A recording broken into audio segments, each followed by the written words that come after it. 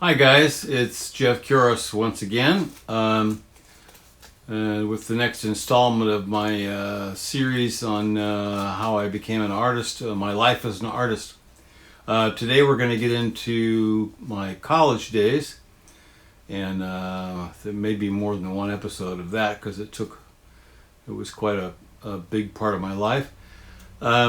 I went to University of California at Davis between 1966 and 1971, and I started out as in pre-med, much to the chagrin of my high school art teacher who wanted me to pursue art.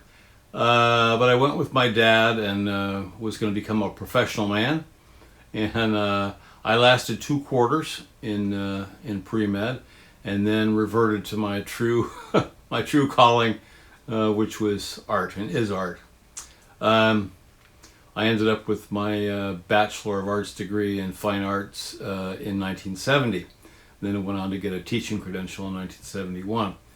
Anyway, as luck would have it, the time period that I was at UC Davis and became an art major, it just so happens that was the golden age of the UC Davis art department. I mean, it's referred to as that now when people look back at it, because in residence there at UC Davis was Wayne Tebow, Robert Arneson, Roy DeForest, Manuel Neri, William Wiley, and Roland Peterson, all quite accomplished artists and quite well known. Among others, there were other people there that were quite well known as well.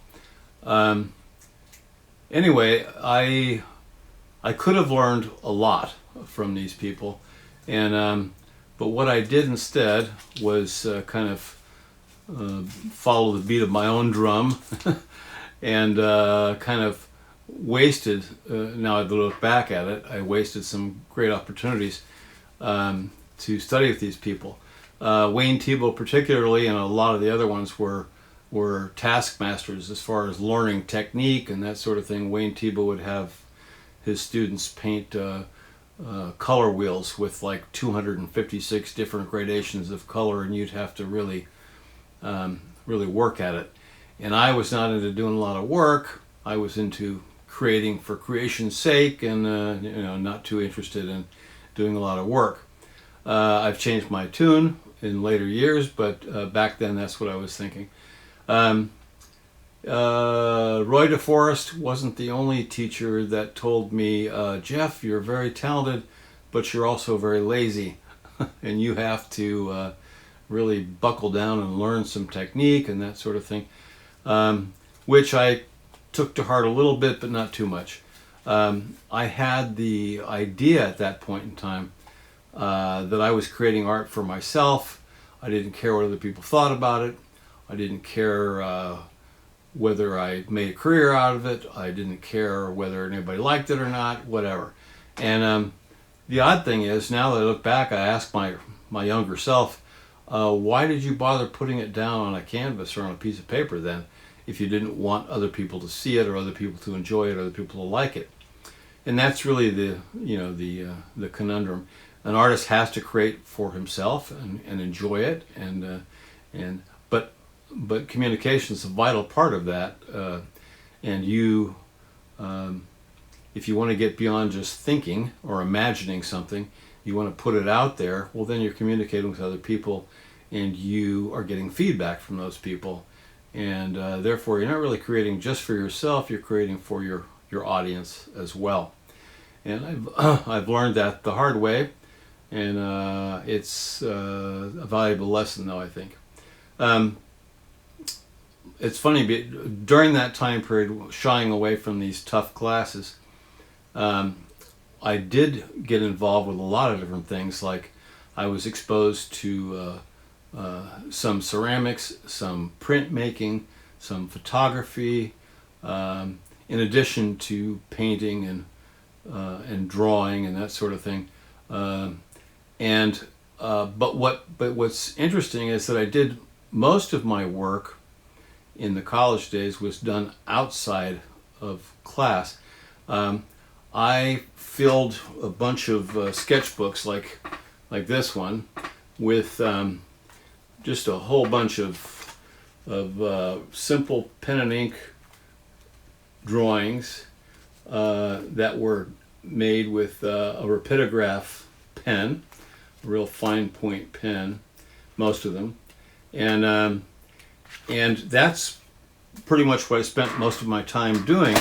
And I never really turned those in for a class. I think one time when I was getting close to the final hour and I had to turn something in, I pulled some pages out and turned those in. But usually that was created. Those weren't for assignments. They were just done for my enjoyment, my own thing. And I learned a lot of very valuable technique from that with these very fine minimalist line drawings. I learned a lot about positive and negative spaces, a lot about form and composition and all that kind of thing from doing that myself. And they were very popular with my friends. I was some of these drawings ended up on a magazine cover, and college magazine cover, and some other things like that, where